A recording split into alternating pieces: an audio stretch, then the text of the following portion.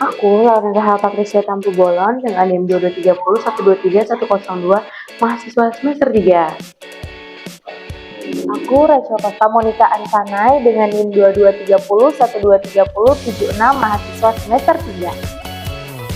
Aku, Satya Balfi Fadina dengan NIM 2230 1230 86 mahasiswa Diaksa semester 3. Aku, Nita Yulia dengan NIM 2230 106 mahasiswa semester 3.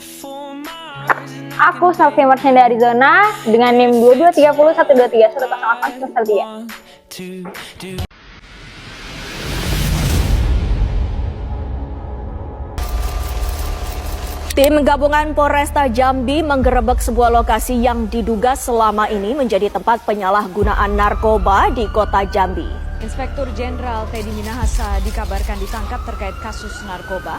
Padahal Teddy Minahasa baru ditetapkan sebagai Kepala Polda Jawa Timur menggantikan Niko Afinta. Ditipit Narkoba Bareskrim Polri mengungkap sindikat peredaran gelap narkoba jaringan internasional Freddy Pratama.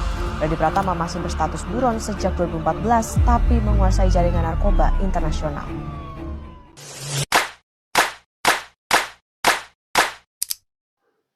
Ini ada kasus terbaru yang lagi viral. Apa aku bahas di diskusi singkat sama teman-teman ya?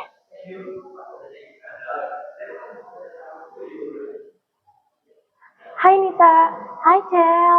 Kamu tahu nggak ada kasus yang lagi viral ini? Apa tuh? Coba bentar ya aku baca. Kayaknya aku tahu deh Cel. Aku sempat baca juga ini. Kayaknya bakalan seru deh kalau kita bahas. Iya, gimana kalau kita bahas di diskusi singkat ya sama teman-teman yang lainnya? Yuk.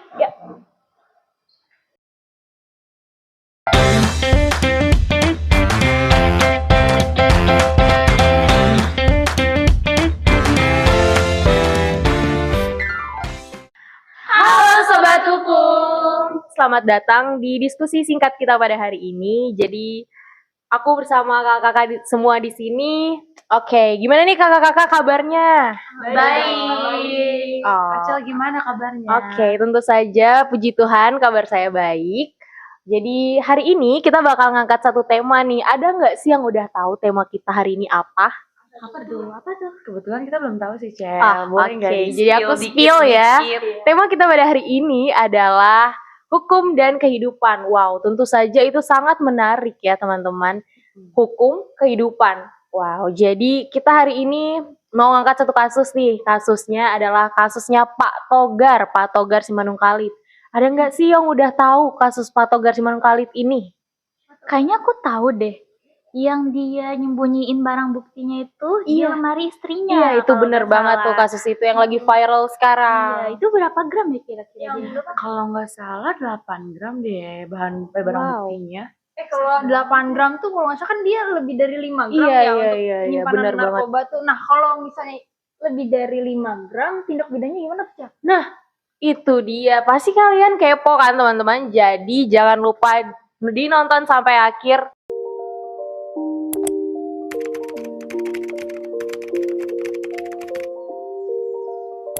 Pengadilan Negeri Sibolga kembali melakukan sidang ketiga terkait kasus dugaan tindak pidana narkotika terhadap Togar Simanungkalit yang sebelumnya ditetapkan tersangka oleh Polda Sumatera Utara. Hal tersebut disampaikan Joko Pranata Situmeang didampingi Yesrel Gunadi Hutagalung usai persidangan. Joko mengungkapkan pada persidangan pemeriksaan saksi tersebut, saksi telah membuka selebar-lebarnya, di mana kesaksian itu sangat bertolak belakang dengan BAP, karena saksi Sakiman tidak pernah diperiksa oleh Poldasu terkait penangkapan. Jadi yang ada adalah Kepling saat itu berada di kebun dan dihubungi dari oknum dari Poldasu. Kemudian bertemu di salah satu warung tepat di depan pintu masuk Bandara Pinang Sori. Begitu ketemu langsung disodorkan BAP, namun tidak dikasih kesempatan untuk dibaca. Oknum itu bilang, tanda tangan aja langsung gak usah lagi dibaca-baca. Jadi ditanda tangani Kepling itu aja. Dan itu ditanda tangani pada tanggal 25 Mei 2023, kata Joko. Joko menegaskan, namun di dalam BAP dibuat tanggal 30 Mei 2023. Kemudian yang sangat terbukti dalam persidangan adalah bahwa Terdakwa Togar Simanungkalit Red tidak berada di dalam rumah. Yang ada di dalam rumah hanya istrinya.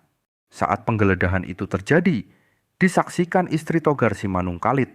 Mereka masuk dan mengacak-ngacak kamar dan lemari dan tempat lainnya. Kemudian keluar dari kamar dan tidak menemukan apa-apa. Anehnya tiba-tiba si oknum ini masuk lagi ke dalam. Katanya penasaran. Kemudian membuka tempat tidur, langsung ada barang itu di situ. Kemudian begitu juga ke dapur. Kemudian barang bukti itu ditunjukkan kepada Kepling. "Ini ya Pak Kepling," kata si Okmu. Jelas Joko sesuai keterangan saksi di PN Sibolga.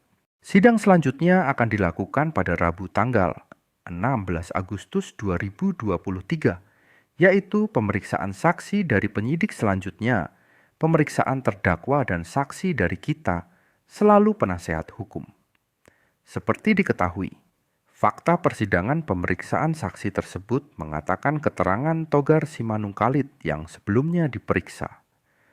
Togar Simanungkalit yang disidang di Pengadilan Negeri Sibolga pada Senin, 1 Agustus 2023, dengan agenda keterangan saksi membantah sepenuhnya keterangan kesaksian dari oknum personil Satuan Narkoba Poldasu yang menyatakan dirinya ditangkap di rumahnya.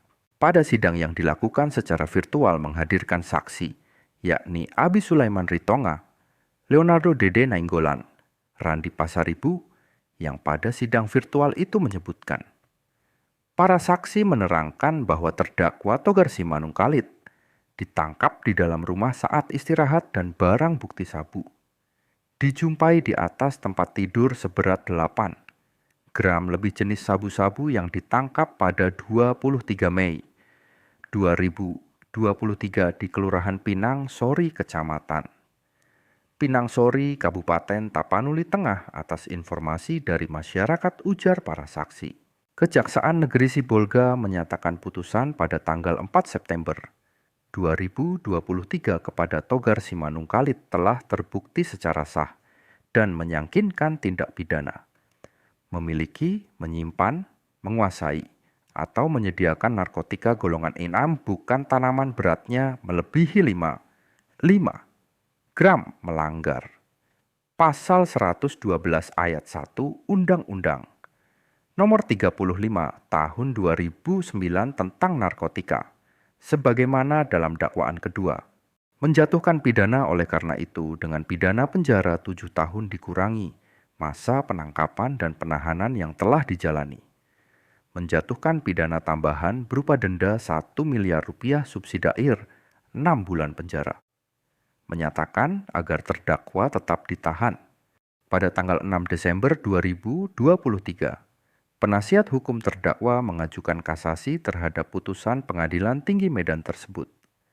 Membaca memori kasasi tanggal 19 Desember 2023 dari penasihat hukum terdakwa tersebut berdasarkan surat kuasa khusus tanggal 5 Desember 2023 sebagai pemohon kasasi yang diterima di Kepaniteraan Pengadilan Negeri Sibolga pada tanggal 19 Desember 2023. Tetapi kasasi yang diajukan pemohon ke terdakwa ditolak dengan perbaikan oleh Mahkamah Agung dan beberapa alasan.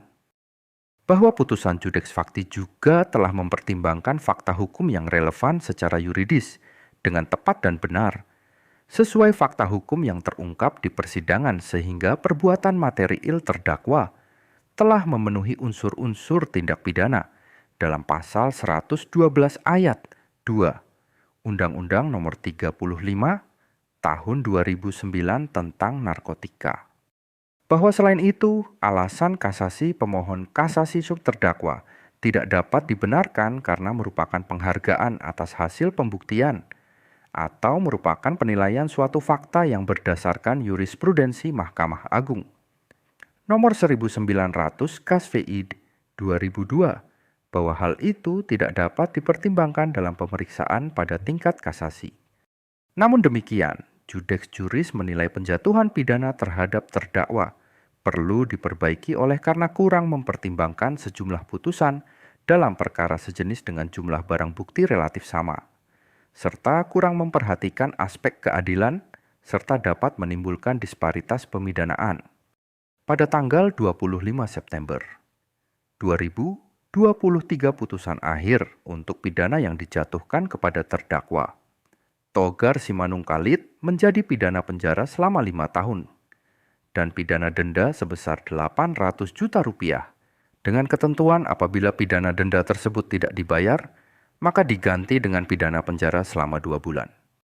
Back to topic guys. Jadi tadi kita udah sampai di Pak Togar ini dia menyimpan dan dia menyimpannya itu narkotika di dalam lemari istrinya ya. Jadi dia tuh tadi menyimpan berapa gram sih teman-teman?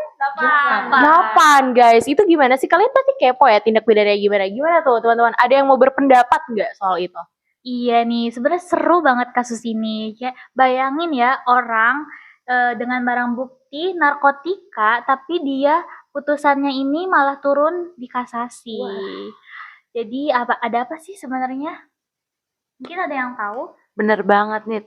Awalnya tuh Pak Togar divonis 7 tahun penjara di PN. Tapi setelah kasusnya naik ke MA, vonisnya tuh turun jadi 5 tahun aja. Kok bisa ya kayak Makanya gitu aku ya? juga nggak tahu.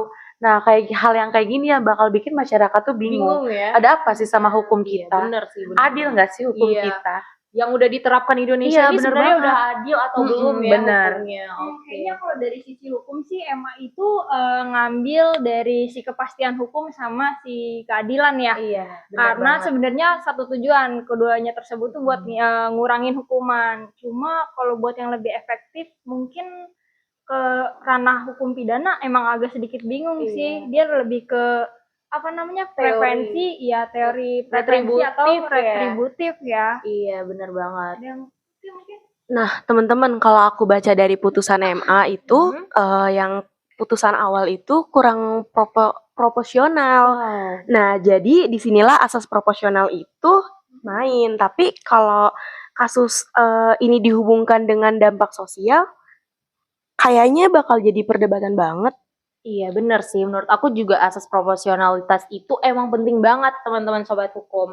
Kenapa? Karena itu tuh menjadi salah satu alasan apakah ini tuh udah cukup jadi alasan buat meringankan suatu hukuman atau tindak pidana. Jadi coba deh kita lihat di dalam Undang-Undang Narkotika pasal 112 ayatnya yang kedua. Aku bacain ya buat teman-teman sobat hukum semua di luaran sana. Jadi pasal 112 ayatnya yang kedua Undang-Undang Narkotika ini mengatur bahwa dalam hal perbuatan memiliki, menyimpan, menguasai atau menyediakan narkotika golongan 1 bukan tanaman sebagaimana dimaksud pada ayatnya yang pertama, beratnya melebihi 5 gram. Pelaku dipidana dengan pidana penjara seumur hidup atau pidana penjara paling singkat 5 tahun dan paling lama 20 tahun pidana denda maksimum sebagaimana dimaksud pada ayatnya yang pertama ditambah sepertiga. Jadi di dalam ayat yang tadi sudah saya bacakan itu ini bakalan ini tuh udah jelas banget lah soal ancaman hukuman minimal buat penyimpanan narkotika di atas 5 gram. Nah, itu kenapa ya teman-teman? Kok bisa disesuaikan kayak gitu? Betul banget nih, kalau kita pakai asas Lex Kerta, hukum itu harus jelas. Tapi emang benar pasal ini mengatur tentang hukuman yang berat. Jadi di sisi lain juga asas keadilan itu kayak sering banget dijadikan argumen untuk menyesuaikan supaya hukuman ini nggak terlalu keras lah gitu. Benar. Guys, tapi gini deh, kalau kita lihat dari sisi korban dan masyarakat awam yang nggak terlalu paham tentang narkotika atau pengguna narkotika juga, apa kayak hukuman 5 tahun ini tuh keringanan nggak sih buat kelas narkotika yang Hukuman yang 5 tahun tadi iya ya? benar, buat narkotika yang jelas-jelas udah lebih dari pasal yang tadi Rachel sebutkan kan. Benar ya. Menurut kalian tuh bakal ngasih efek jerah nggak sih ke Itu pemakai dia. atau pengedar atau penyimpannya? Nah, sebenarnya menarik sih. Coba boleh.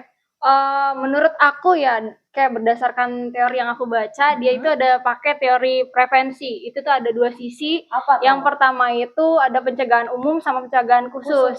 Sebenarnya untuk pencegahan khusus itu pencegahan buat si pelaku itu biar nggak ngulangin lagi sebenarnya. Cuma sebenarnya kayak kurang untuk yang pencegahan umum itu selebihnya itu kita juga kurang tahu dia itu bakalan akankah berdampak atau enggak gitu loh. Buat nyoba buat nyoba lagi takut atau enggak gitu. Lah, cuman Kia mau ngomong.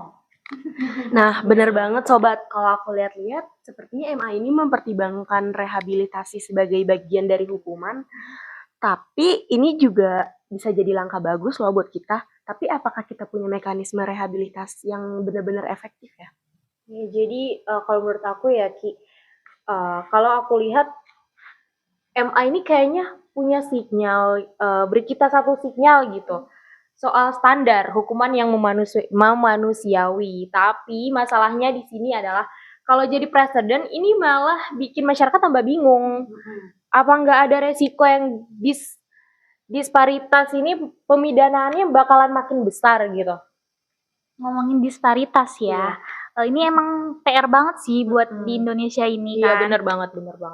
Aku pernah nih nemu referensi menarik di Indonesia Criminal Law Review ya? Iya, betul. Aku pernah baca. Tahun 2023. Itu mereka bilang kayak salah satu penyebab disparitas itu adanya kurangnya pedoman pemidanaan kalau nggak salah, yang baku. Jadi itu sih kurangnya di situ. Kalau aku sih setuju banget. Kalau misalnya sobat hukum di rumah, setuju nggak sih sama pendapat kita kali ini? Iya. Kalau nggak ada pedoman yang jelas, kadang hakim cenderung bikin keputusan yang subjektif. Tapi aku kepo deh, gimana sih cara MA bisa bikin hukuman itu adil tapi tetap konsisten? Apa mungkin kita butuh reformasi di sistem hukum kita? boleh dong. Nah, sebenarnya sih menurut aku juga balik lagi ya sama sobat hukum gitu yang nonton sama kita-kita juga sebenarnya sama ya. Gimana caranya kita memahami tentang konsep keadilan gitu. Terus juga ada yang bilang keadilan itu bukan berat bukan tentang berat sama ringannya hukuman, tapi dapat hak gitu loh. Haknya si pelaku, haknya korban dan masyarakat. Iya, benar. Iya sih, benar. Setuju banget. Nah, teman-teman aku juga sempat baca buku sih tentang narkotika dan kebijakan pemidanaan di Indonesia. Itu karyanya Prof. Edi O.S. Hayrich. Ada poin penting soal rehabilitas sebagai pendekatan alternatif. Tapi kalau rehabilitas nggak jalan, apakah efek jerak bakal hilang? Dan masyarakat makin nggak percaya dong sama sistem hukum. Udah nih teman-teman. Jadi kalau yang tadi udah dijelaskan sama kakak-kakak semuanya di sini, kesimpulannya yang bisa kita ambil dari diskusi singkat kita pada hari ini adalah kasus ini kan sangat kompleks banget nih. Jadi ada sisi positif soal pengurangan disparitas yang tadi udah dijelaskan, dan juga ada kekhawatiran soal efek jera dan keadilan sosial yang tadi udah dijelaskan oleh Kak Lauren. Jadi buat sobat-sobat hukum yang ada di rumah atau dimanapun kalian berada, kalian boleh banget kasih kita satu kritikan, satu masukan atau saran buat gimana sih soal kasus yang udah kita angkat ini. Ada yang pro atau ada yang kontra, boleh banget di komentar di bawah. Gimana nih teman-teman? Iya, kita juga butuh pendapat-pendapat Yes, benar teman-teman banget. di sana ya, guys. Kita diskusi-diskusi lagi. Oke, kali aja nanti kita bakal bisa ngundang teman-teman sobat Buat hukum hadir podcast bareng diskusi kita. singkat kita ini. Iya. Sampai jumpa di next podcast. Bye-bye. Bye.